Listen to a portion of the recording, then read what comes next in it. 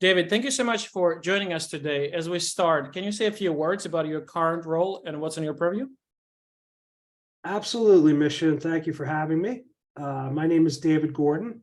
I'm the VP of Sales for Resec here in the Americas. Resec is a zero trust malware prevention platform, and we eliminate all unknown and known threats that are file-based at the gateway before they come into the organization. And we do this without interrupting any of the business flows or usability that the users need from their technology. I understand. And in your position, what groups, what departments are kind of roll up to you? So I basically run the entire Americas operation. So I have everything from sales ops to pre-sales to sales and a pretty good amount of customer service built into it as well. I understand. And you have SDR, BDR teams, or is it 100% channel? So it's we're an early stage company. We've invested very carefully in how we generate leads and all that. And I'm sure we'll talk about that in a little bit more detail later in the meeting. But for now, we do some outsourcing of SDR type functionality. We rely heavily on word of mouth, customer referrals, and technical articles that get written about us and kind of threats. So that's where we get our best stuff from right now. I understand. Well, that paints the picture and gives kind of the dot on the line of your career. But to get a better sense of the trajectory, can you share how did you get into cybersecurity sales? I saw in your profile, it seems you have a little bit of a Midas touch. Almost every company that you work for gets acquired, or there's some sort of M&A activity. So maybe I don't want to take credit for too much of that. As the industry has been sort of that way for a long time. But what I would say is, I've been lucky enough to have a fairly good nose, meaning when an opportunity smells like a good opportunity, it usually is. And, that's a certain amount of due diligence that you do as well as instinct that you have. But, from starting early on, my first, real position was with McAfee in the late 90s. And that was when McAfee was going from a shareware company to a licensed software product company. So VirusScan was very well adopted, and most of the people using it used it for free. And there were very large customers using it. So my job was to kind of rein in the customers we did have and form enterprise license agreements with them. So that's how my career started in cybersecurity. We built a tremendous business. We merged it with Network General at the time, and then it just the stock really grew and split and grew and split. And we all had a very good experience, kind of building that. And then from there, once you're in the cybersecurity world, you can kind of pick and choose, niches within that, where you think the real need from customers is going to come from over the next 3 to 5 years, and sort of target there. Sometimes the opportunities happen quicker than that, other times it's slower, but there's quite a bit of adoption and then acquisition and changing things around. And that's I've been very lucky in terms of the companies that I've picked. Certainly. I saw NetSpy, Fortinet, Carbon Black. It seems like you have a very wide range of experiences, both in terms of the product, but also in terms of company size and stage, which is amazing. And from the vantage point, what would be your recommendation for some of kind of junior professionals who are either looking to transition from technology sales to cybersecurity, or maybe even earlier before that, just looking at the space and figuring out how to make a career out of it? What would be your recommendation? What are the top 2 or 3 things you think they should focus on now to stack the deck in their favor and set them up for success? That's a great question, and I wish more of the junior folks would ask that question before throwing themselves into the marketplace, after having read a sales book or two. What I find the most helpful would be somebody who's technical enough to understand the product they're selling, the space they're selling it into, but more importantly, the need that they're solving for the customer and the use case for the customer. Because I don't feel like there's a lot of understanding. We were born with 2 ears and 1 mouth, and that's for a reason. We should be listening a lot more than we're talking. And somehow it seems like a lot of people get sales confused with how well you talk. And I would say, no, that's the flip side is true. It's how well you listen. So, connecting use cases and being able to tell where your product is a fit and what it can help with will also make it a lot easier to disqualify customers as well as sell to them. Because, if you're spending a majority of your time with unqualified prospects, you're going to have a very high rejection rate and very little satisfaction in the job. So I would say, understand the space, understand the technology, but most importantly, understand the use case for the customer. Don't think about the money. Don't think about the commission rate. Don't think about any of that until you can make a clear-cut business case to help your customer acquire your solution. So that's first and foremost. I tend to think of myself more on the client team than I am on the vendor team. So I want to be part of the team that makes the decision internally. I want to be trusted by that group. I want to be credible in the eyes of that group. And that's that's really the challenge. And that's really where the satisfaction comes from when you're successful in a role. The money is great, but that's a byproduct of being really good at your job. And being good at your job is being able to connect use cases. That makes a lot of sense, because if you're curious about the product enough to get technical, and you have empathy and you understand the use case, you have empathy for your clients, and you can connect the two, connect the use case to the appropriate client, then kind of the magic happens more often than not. That makes a lot of sense. It seems like in sales, in technology sales, cybersecurity sales, every now and then there is kind of a new theme, a new idea that just catches fire, and sometimes it's kind of maybe a little bit from marketing side of the aisle, but still, for example, a few years back, people were crazy about inbound. This idea that was pioneered by HubSpot. It seems everyone was rushing into creating content and creating lead forms, and soon realizing that only a tiny fraction of that would convert to paying clients. Then it was all about large scale events, Resec, Black Hat, Gartner, whose booth is bigger and better. Then with COVID kind of went away, and then everyone leaned into virtual webinars and virtual content. I think now as everyone is thinking about ChatGPT and how this is going to impact the sales profession.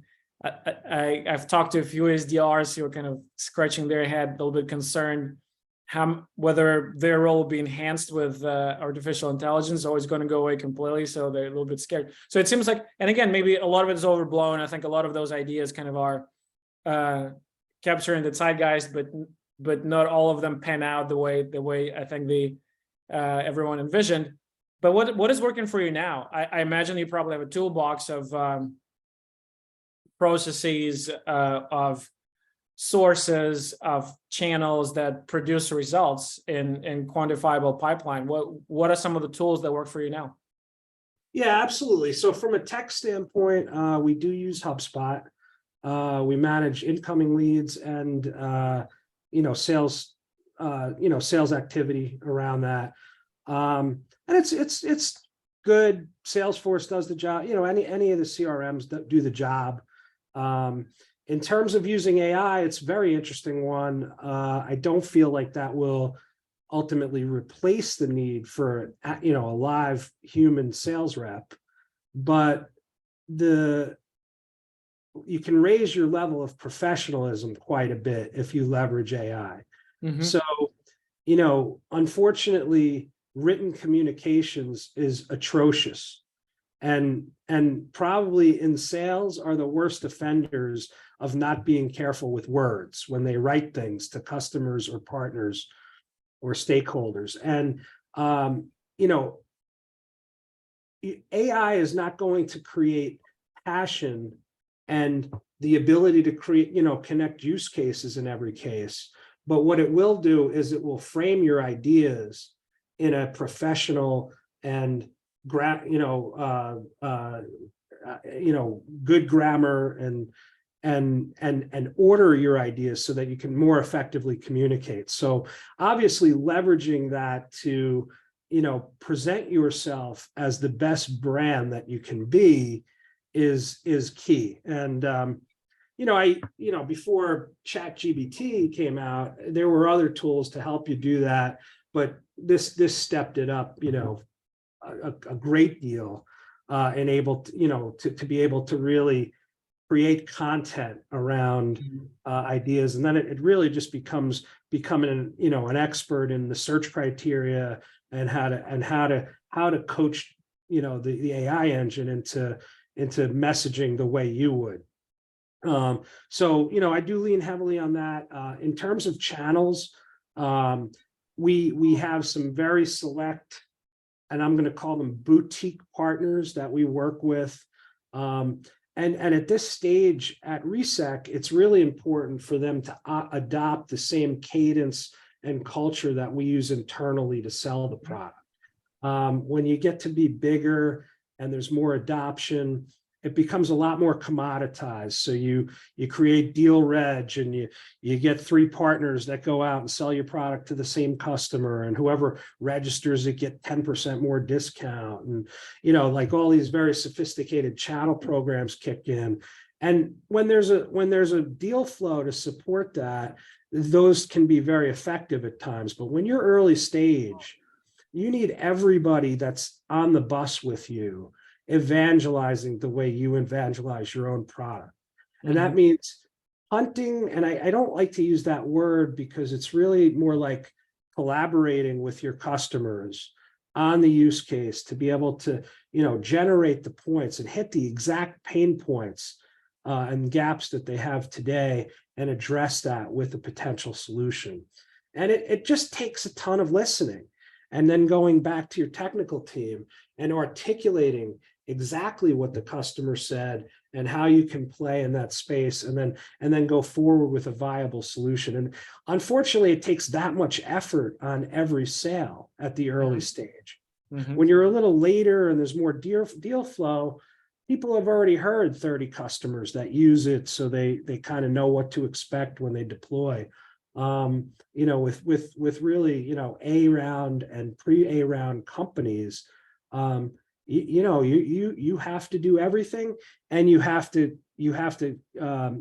provide for and care for your partners so that they do everything from start to finish.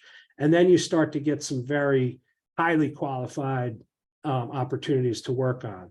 So, what I found is channel partners, you find 1 or 2 individuals in each company that you feel are going to actually put in the effort, and you latch onto them and you feed them as much as you can in terms of intel, prospect information, any campaigns you run, you focus on the individual rather than the channel company.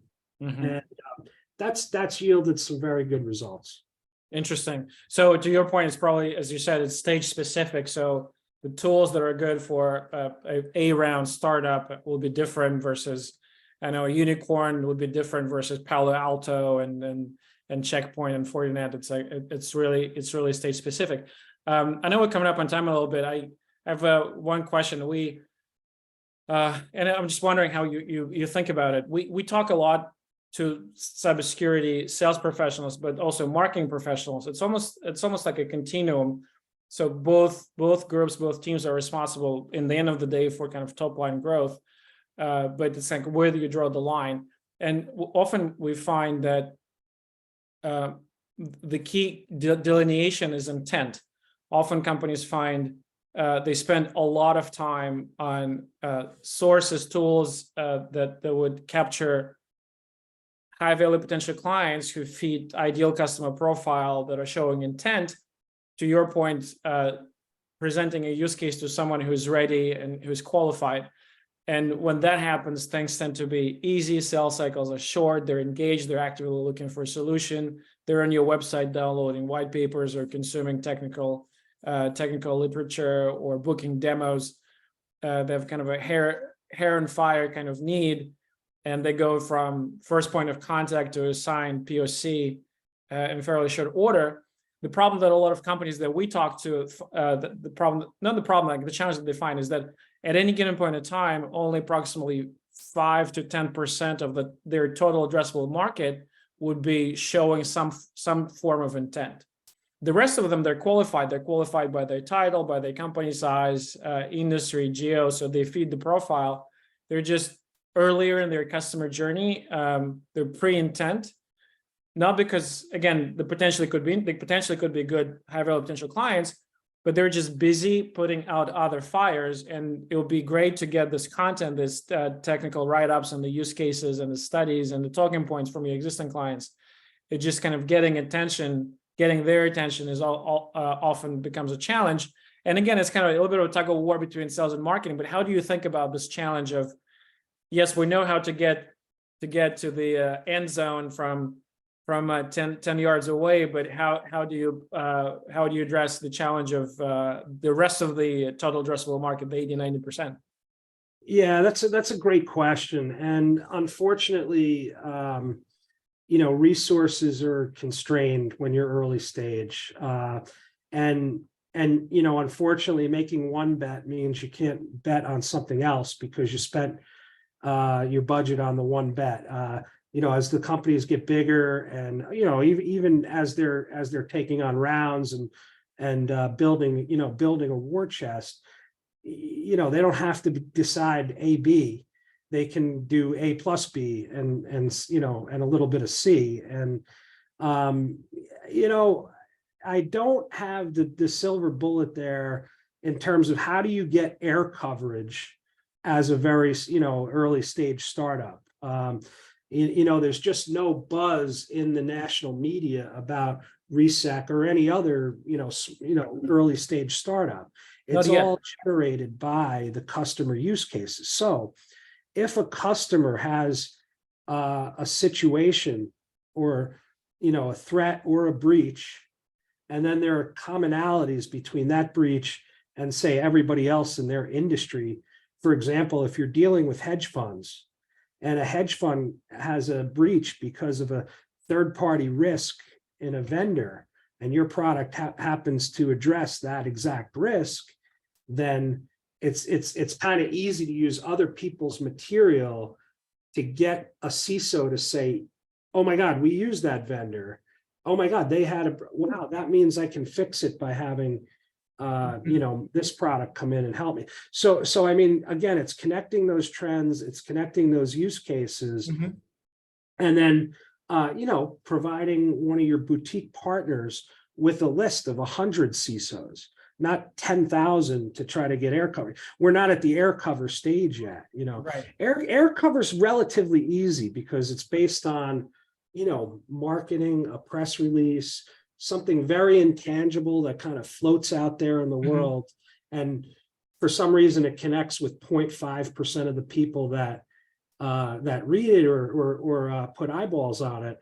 But that 0.5% of 100,000 is great because, you're still getting maybe 50 leads out of it. Right. So that's why everything is so stage specific right now. In terms of how to do this marketing.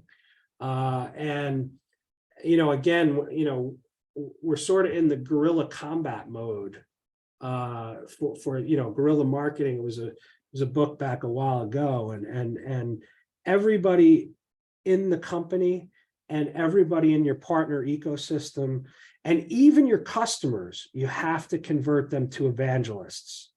And then you basically have a Salesforce multiplier in the field with a lot of your stakeholders participating in it, and relatively low cost to the organization. So without increasing the cost per lead, for example, you're able to cover a lot more ground. And that's been the approach we've been taking.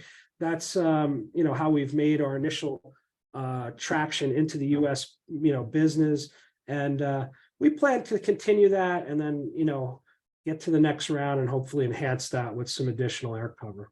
Absolutely. I remember that book, the guerrilla marketing, and it makes a lot of sense. It's identify high leverage opportunities where you can do more with less, and it's I guess again stage specific. Going back to your comment about stage specific, it makes a lot of sense. I know we're coming up on time, David. Thank you so much. You've been very generous with your insights and your time. What's the best way for our listeners to connect? Are you on LinkedIn? What's the best way to engage? Yeah, absolutely. They can connect with me on LinkedIn. David Gordon. My company is Resec, RESEC.co. I'm sorry. So it's RESEC.co. Reach out there. There's an inquiry button. Look forward to it. And by the way, Misha, your questions were excellent. I appreciate the discussion, and thank you for taking the time with me as well. Absolutely. My pleasure.